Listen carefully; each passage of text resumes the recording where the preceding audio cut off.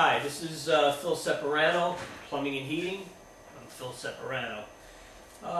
What I want to talk to you now about is your toilets. A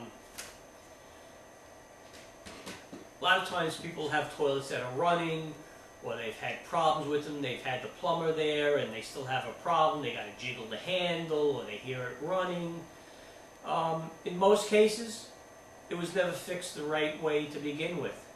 If you have to hold the handle down for the toilet to flush, if you have to hold it there, a couple of seconds for it to flush, or if you have to jiggle the handle, or you hear it keep on filling up, there's something not right there. And what will happen is the homeowner will get so frustrated that they'll want to put a new toilet in. Well, I mean, that's up to the homeowner if they want to put a new toilet in or not, but in 90% of the cases, I can rebuild that toilet for you. Whether it's a Kohler, American Standard, Gerber, whether it's a toilet that's 100 years old, or a couple of months old, or a couple of years old. I've rebuilt power flush toilets or power assist toilets, whatever you want to call them. So just about any toilet can be rebuilt. Now, sometimes the customer wants to change the toilet if they're having a problem with it. They don't want it to be rebuilt because maybe the toilet is really old looking. The inside is all scratched because they've had to have somebody snake the toilet out so many times that they scratch the bottom or the inside of the toilet, or from it leaking all the time, it's developed a stain, a rust stain. So, okay, in those cases, if you want to change the toilet, that's a good idea. But one of the problems with the new toilets is they really don't flush that good.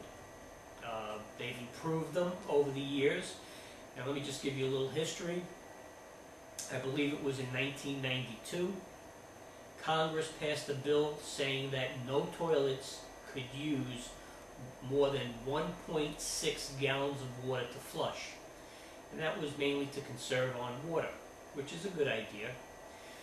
But when those toilets first came out, a lot of plumbers had so many problems with those toilets. The big joke was that the customer would tell me that they have to keep a plunger next to the toilet every time they flushed because it would never flush properly. Well, I only installed a couple of them, and they were actually, luckily, purchased by the homeowner themselves. Well, when this problem came up, I got in touch with the manufacturer to find out, what's going on and what I could do. Well, I didn't realize that they made a toilet called a power assist toilet. And I don't want to get into the technical part of it, but it's a toilet that when you flush it, it still uses 1.6 gallons of water, but it comes out with quite a bit of force, therefore flushing whatever you have in the toilet down.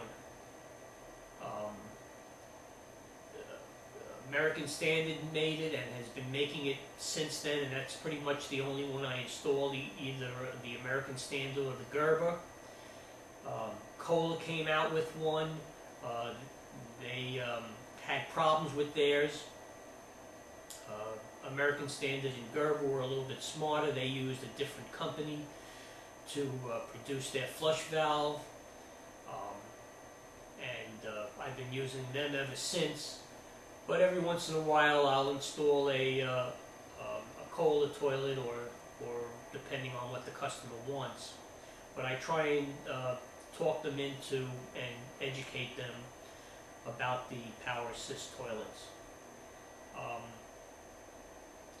So what I'm getting at is, if you can rebuild your old toilet that uses, let's say, 5 gallons of water, or 6 to 7 gallons of water, if you don't want the aggravation of having to have a plunger next to your toilet. That's if you buy an expensive toilet. The best thing is to rebuild your toilet that you have. And rebuilding could be, anywhere from inexpensive to, almost as much as a new. It could be a couple of $100. It could be $300 to rebuild a toilet sometimes. But also, with that, a lot of times the toilet is the same color as the bathroom, and a lot of these colors are not made anymore. So there's a lot of different things you have to think about. They don't make that color anymore. Do you want to buy a power assist toilet, which is going to cost you, a bit more than a regular toilet? So you have to weigh those options. So I like to, if I can, and if the homeowner wants, I like to rebuild the toilet that's there. Again, if they've had problems in the past, if they just tell me what the problem was, whether they had to jiggle the handle or whatever it was, I can usually find out what went wrong with the plumber or handyman that originally did it, and I can make it so it's brand new almost, as far as working condition. What else?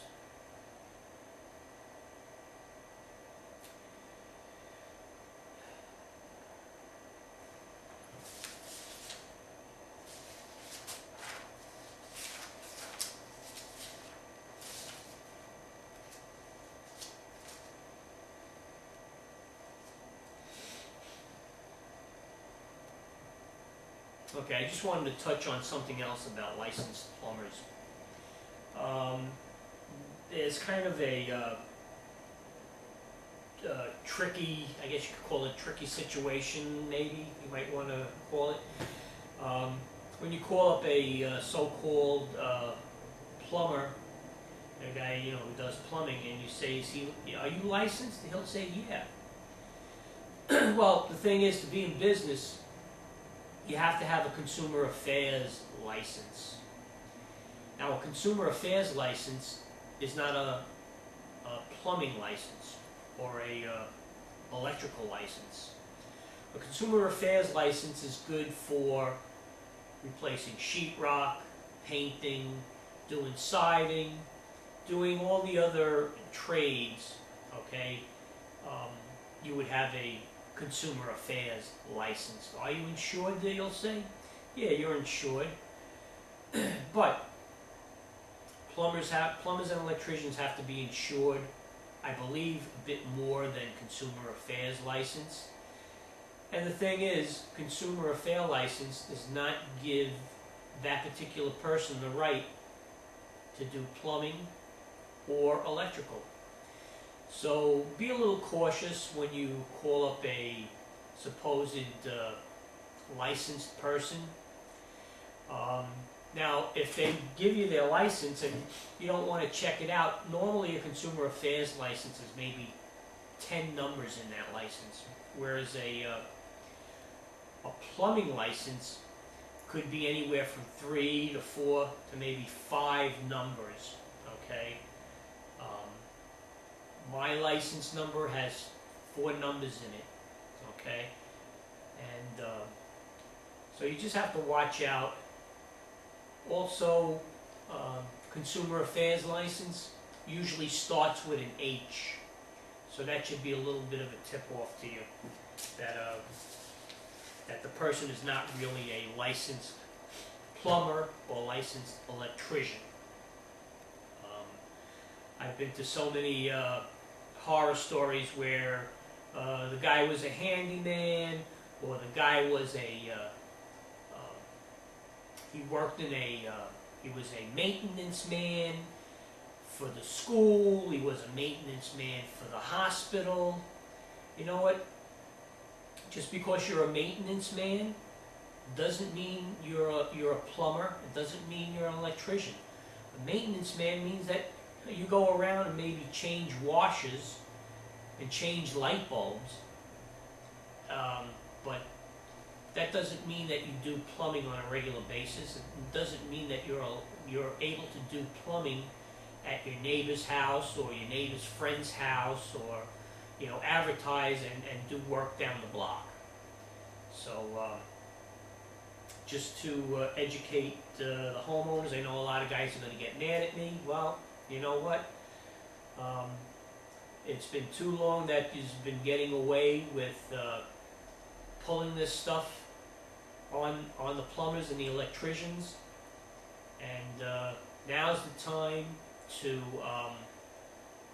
let everybody know that this is what's out there, and this is what you have to look out for. So that's about it. Okay, thanks for listening. Bye.